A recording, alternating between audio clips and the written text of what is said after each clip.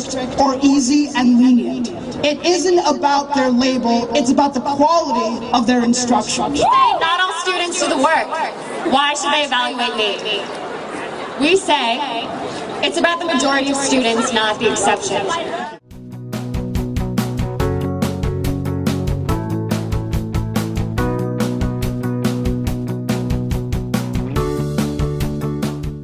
Young people from around Boston try to make the tea more affordable. They're asking for a special pass that would offer a discount fare during all service hours.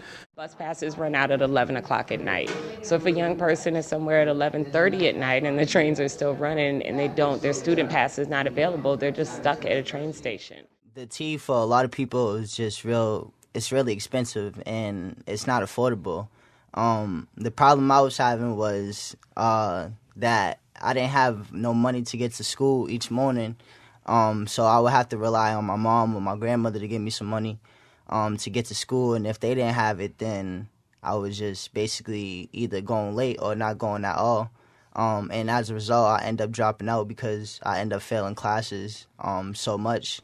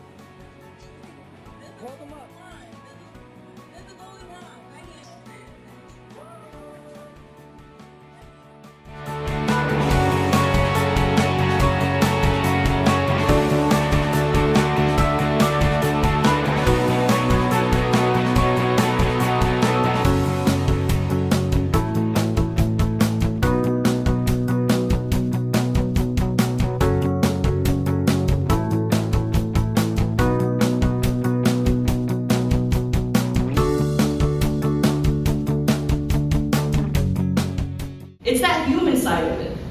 We've shared a lot of the solutions of what an Opportunity to Learn campaign can look like, but what we started today was planting the seeds of how to bring those people together.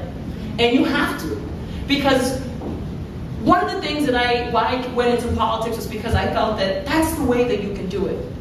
But really quickly into the work, someone sat me down and said, if you're really gonna stay in this for the long run, you need to learn that politics is about what's possible.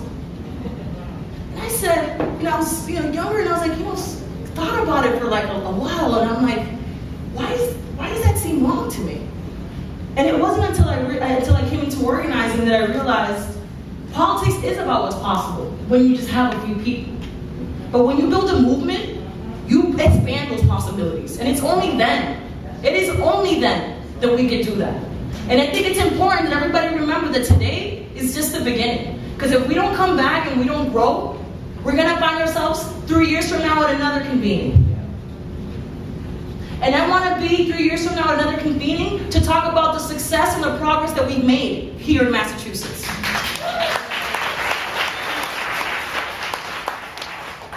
And it starts with what seems like a simple pledge card, right? It seems like a simple pledge card, but it starts with a commitment. We're making a commitment to each other, and we need to, by filling this out today, it's not just a clerical thing that you're doing for us.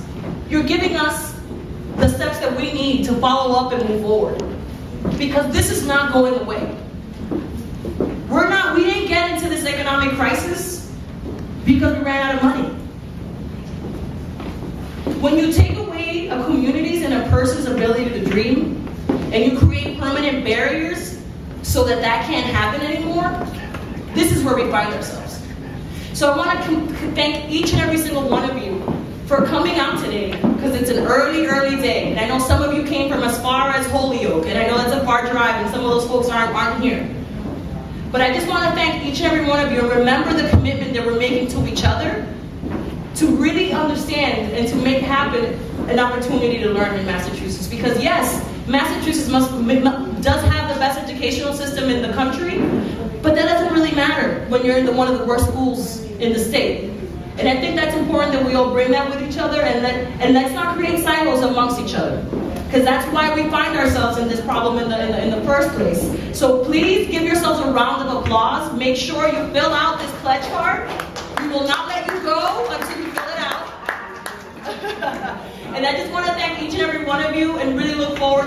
steps as we move forward with the opportunity to learn.